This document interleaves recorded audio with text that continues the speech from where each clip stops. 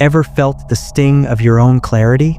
That moment when you lay out a simple truth, a logical point, and instead of understanding, you're met with a chilling wave of resentment? It's like you've brandished a weapon, not offered a helping hand. Why is it that the very thing we value, intelligence, can so often become a social liability? Imagine this.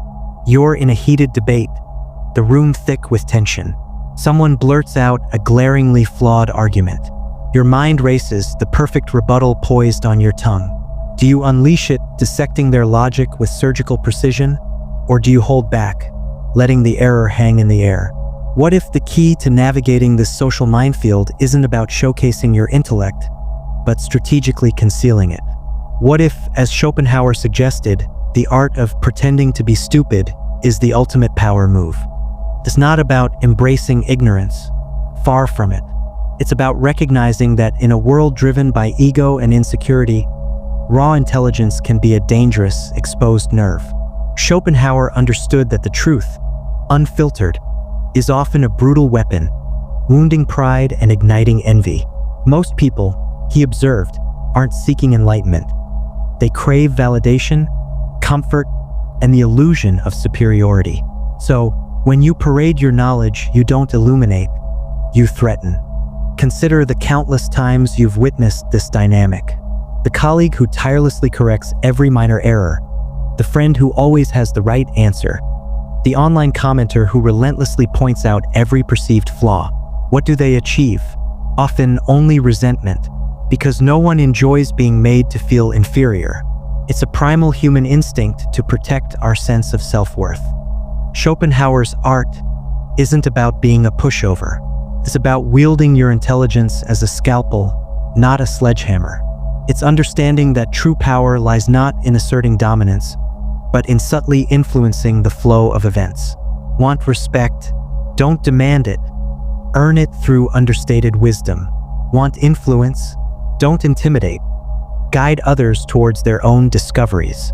Want to navigate the treacherous waters of social interaction? Learn when to speak and, more importantly, when to remain silent. Think of it this way: you're in a meeting and someone proposes an absurd idea. Your immediate reaction is to dismantle it, to expose its flaws. But what does that gain you?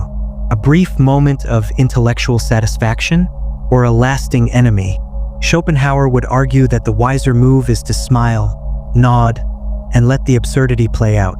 Not because you're afraid, but because you understand the futility of arguing with those who cling to their illusions.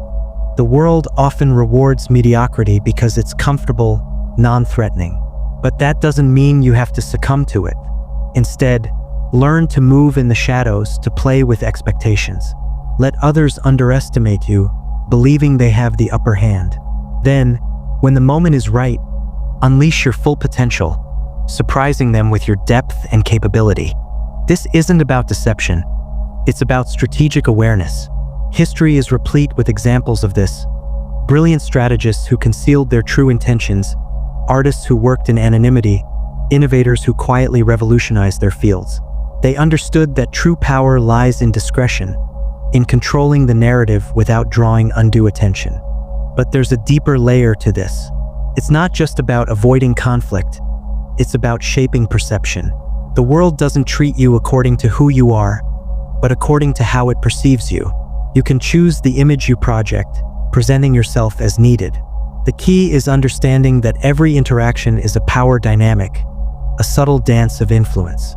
Learn to guide others without them realizing it, planting seeds of thought and letting them arrive at your conclusions. Master the art of indirect suggestion, making others believe they've made their own choices. Because true influence isn't about forcing your will. It's about making others believe they're acting on their own accord. And ultimately, it's about becoming unreachable. Not physically, but emotionally and mentally. It's about being so secure in your own intelligence that you don't need validation. So grounded in your own truth that you're immune to provocation. It's about becoming a master strategist, moving with purpose and precision, knowing that the most powerful move is often the one no one sees coming.